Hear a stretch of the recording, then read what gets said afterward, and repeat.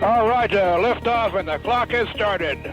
We choose to go to the moon in this decade and do the other things, not because they are easy, but because they are hard. Houston, Tranquility Base here. The Eagle has landed. Discovery, go at throttle up. And liftoff, the final liftoff of Atlantis on the shoulders of the space shuttle. America will continue the dream. This is The Space Shot, episode 409, This Week in Space History for January 27th through February 2nd. Triumph and Tragedy. I'm John Molnix. The end of January and the beginning of February is a sad and also triumphant time in American history. This is the time of year when we celebrate the triumphs of Explorer 1 and Apollo 14, while remembering those who we have lost in the exploration of space. The Space Memorial Mirror at the Kennedy Space Center Visitors Complex pays tribute to the men and women that have given their lives to the cause of space exploration. I visited this memorial in 2016 and appreciated being able to take some time to reflect on the achievements and sacrifices of our fallen astronauts. A commercial astronaut was added to the wall earlier this week. Michael T. Alsbury, one of the pilots of Spaceship Two, was memorialized on Saturday, January 25th, 2020. I'm linking to an article in the show notes that details this event. Also, before we get started, I'm going to be sharing some videos in the show notes related to Columbia and Challenger. I won't be sharing videos of the disasters themselves out of respect for the families of the astronauts. Instead, let's choose to remember the crews with the heartfelt messages from President Reagan and Bush. Today is the 53rd anniversary of the Apollo 1 fire. On January 27, 1967, Gus Grissom, Roger Chaffee, and Ed White lost their lives in a fire during a routine training exercise. I visited Pad 34, the location of the Apollo 1 fire, when I was at the Cape in 2016. It was a humbling experience to walk those hallowed grounds. I'll be linking to some articles in the show notes on the Apollo 1 fire anniversary. Take some time to read them this week and reflect on the legacy of Apollo as we're nearing the 50th anniversary of Apollo 14. On January 28, 1986, the Space Shuttle Challenger lifted off for the last time. We lost 7 astronauts in the launch of Challenger during the STS-51L mission. Astronauts Michael J. Smith, Francis Dick Scobie, Ronald McNair, Ellison Onizuka, Krista McAuliffe, Gregory Jarvis, and Judith Resnick. Take a moment to remember them today. Now for some happier history.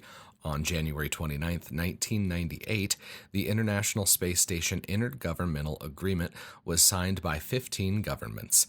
Canada, Japan, Russia, the United States, as well as European Space Agency member state governments, signed an agreement to establish a, quote, long-term international cooperative framework among the partners on the basis of genuine partnership for the detailed design, development, operation, and utilization of a permanently inhabited civil international space station for peaceful purposes in accordance with international law.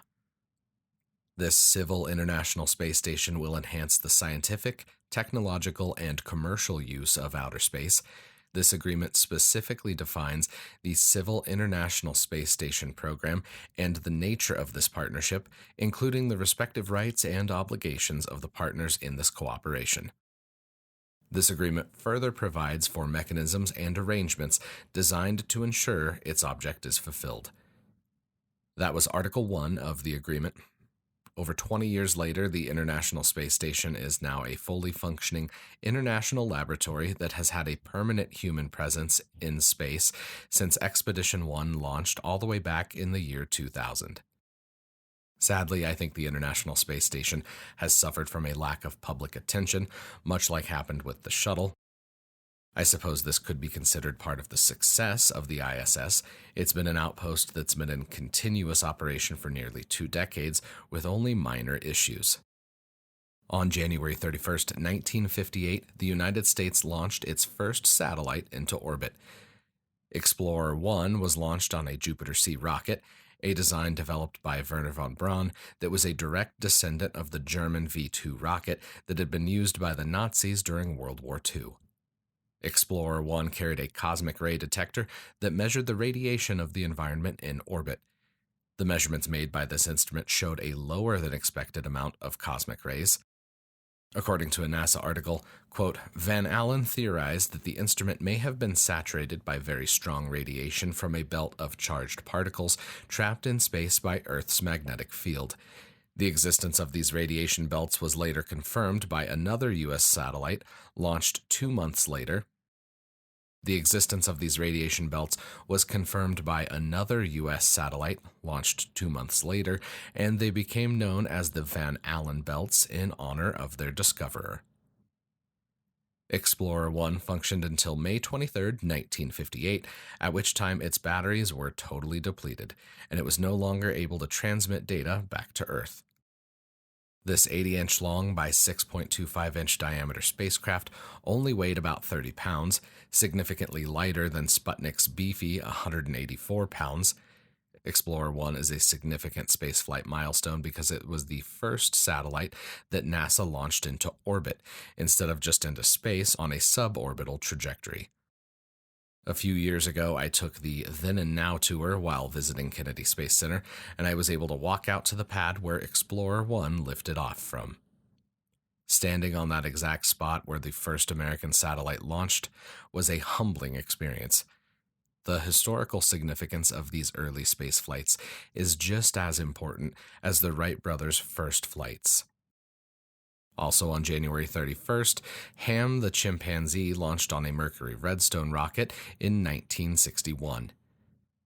The chimp was named in honor of Holloman Aerospace Medical Center, hence the name Ham. His launch into space was the first Mercury Redstone to carry a living creature into space.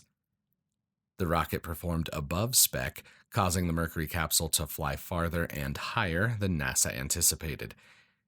It traveled 5,840 miles per hour versus 4,350, which meant that the capsule experienced higher G-forces and a longer flight time.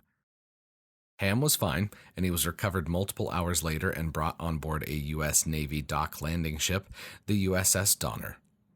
Interestingly and kind of weirdly, that ship was named after Donner Pass, the spot where the Donner Party was trapped during a brutal winter in the mid-1800s. We've got another 50th anniversary for the Apollo program. On January 31st, 1971, astronauts Alan Shepard, Stuart Roosa, and Edgar Mitchell lifted off on the Apollo 14 mission. Shepard was the first American in space. His suborbital Mercury Redstone flight in Freedom 7 took place nearly a decade before Apollo 14 lifted off. The amount of technological progress that was made in those 10 years between Shepard's flights is just astonishing. The Mercury Redstone rocket produced a total of 78,000 pounds of thrust at liftoff, enough for a Mercury capsule to enter space on a suborbital trajectory. In order to get to the moon, NASA needed something that was much more powerful. The Saturn V produced well over 7.5 million pounds of thrust at liftoff, which is an incredible leap in performance that was necessary to take humans to the moon. I'm going to try to squeak in another episode just on Apollo 14 here this week, so keep an eye out for that. I've also got an episode with my top 10 space movies coming up still, and a rundown of 2019 that should be out this week. Lastly for today, we're going to end with a sad piece of history. 7 astronauts lost their lives when the space shuttle Columbia broke up during re-entry on this day in 2003. Astronauts Rick Husband, William McCool, Michael Anderson, Kaplana Chawla, David Brown, Laurel Clark, and Ilian Ramon all perished during re-entry. During launch, a piece of foam from the external tank impacted the leading edge of the wing of Columbia, which created a hole that allowed superheated gas to enter during the critical re-entry phase.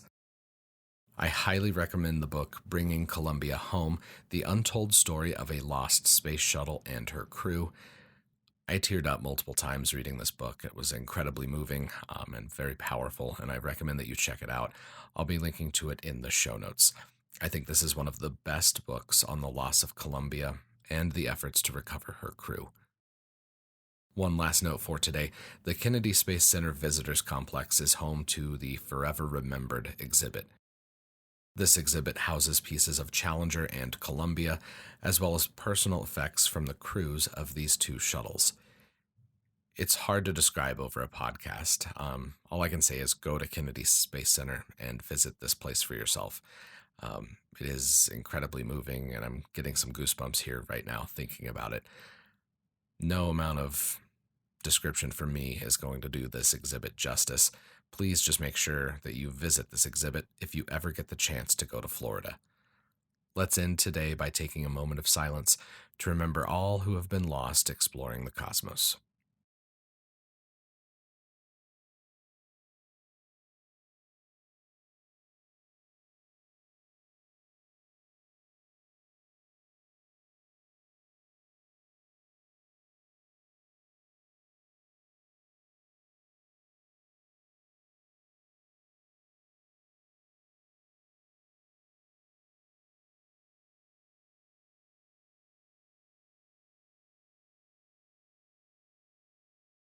I'm John Molnix, and I'll catch you on the flip side.